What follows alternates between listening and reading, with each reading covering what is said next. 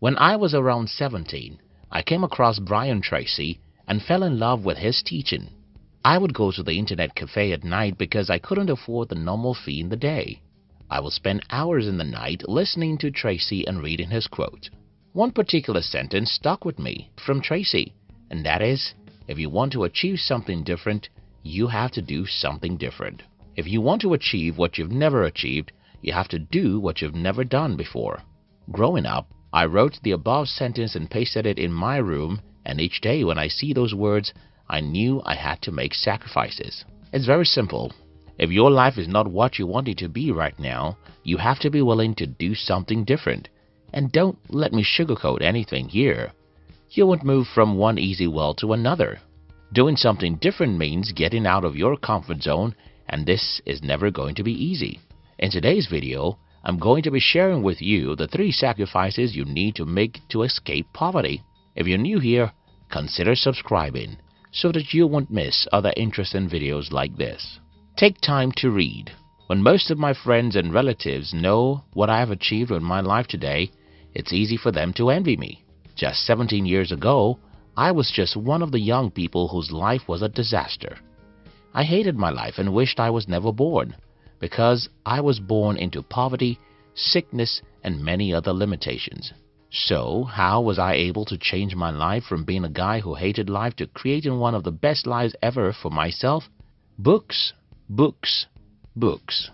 My life changed the day I started reading books, and I'll explain how it happened. First, when I started reading books, I started reading the stories of ordinary people who achieved extraordinary things. These stories encouraged me and gave me hope that I could as well overcome every obstacle in my way and achieve greatness with my life. I think this is very simple. If you know that some people have some disadvantages you think you have, yet went on to achieve greatness, you suddenly start to believe in yourself. When you start to believe in yourself, you start to think big, and when you increase the size of your dreams, you automatically increase what is possible with your life. In my case, I started believing that I could become rich, even though I grew up in a poor village. I started believing that I could become a millionaire, and this belief led me to something very important.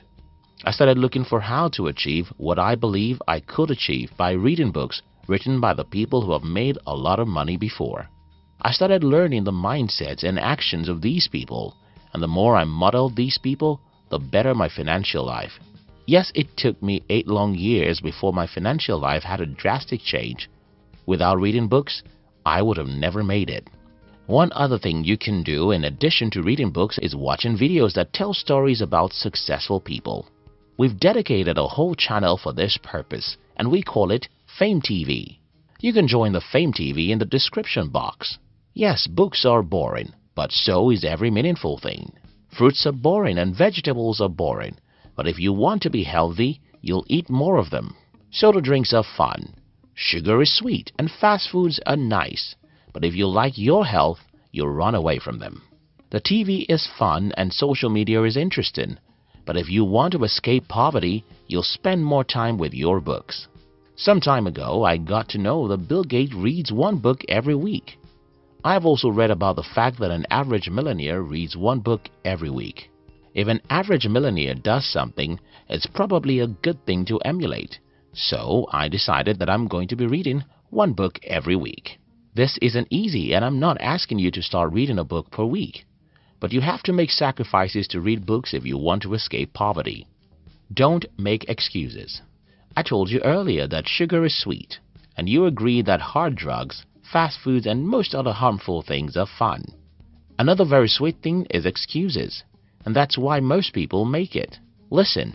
You can come up with 100 reasons why you are where you are, if you want, and you can as well come up with a single reason why you need to be elsewhere. The difference is in the way you use the powerful machine God gave you. That machine is your brain.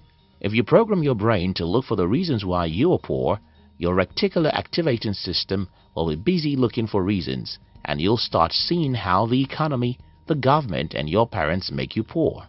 Your brain will quickly show you how your lack of education, your health challenge, your childhood, or even the country you were born are the reasons why you're poor. If, however, you program your brain to look for why you must be rich, you'll start seeing that even in a bad economy, Some people are making hundreds of thousands of dollars in legitimate businesses. You'll start reading about people who went through similar difficulties like you and ended up successful. You'll start seeing that you have much power over your life than you think, and you'll start taking responsibilities. An excuse is the food of the fools, and our world is filled with many of them because an excuse is sweet. It's about pointing a finger. It's easy. Everyone can do it. But if you want to escape poverty, you'll not do it. Don't make an excuse. Identify what you have to do to change your life and do it, no matter how difficult. Trade 100 failures for one success. I heard something very interesting from Matt Cuban a few days ago, and it made a lot of sense to me. Cuban said, and I quote, "It doesn't matter how many times you fail. Remember, you only have to succeed once." This statement makes a lot of sense to me because when I looked back at my 8 years of failure, I could see the meaning of this statement. You see, my first 8 years in the business world were terrible. Everything I attempted failed, and everyone thought I was stupid. I was broke, rejected, and frustrated. But a day came when I had my first breakthrough. From there, I had my second breakthrough, and the third.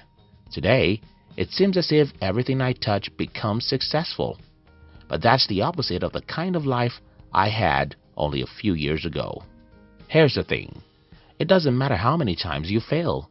Remember, you only have to succeed once, and that once will quench all the pains of the failed years. Why is it important you understand this? Well, most people see failure as a bad thing, and that's why they give up.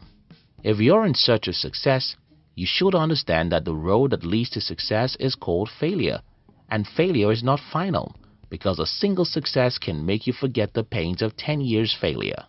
Make sacrifices to try things. Make sacrifices to get out of your comfort zone.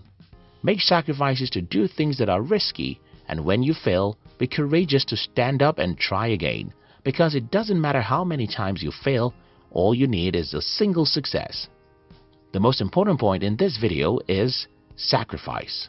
If you want to escape poverty, you have to be disciplined enough to do things that are not comfortable. It's not comfortable to read, but you have to do it. It's not comfortable to take actions that may lead to failure, but you have to do it. Failure is painful, yet you have to endure failures and try again. Remember how I started this video? You cannot get a new result by doing the old things, and every new thing is uncomfortable.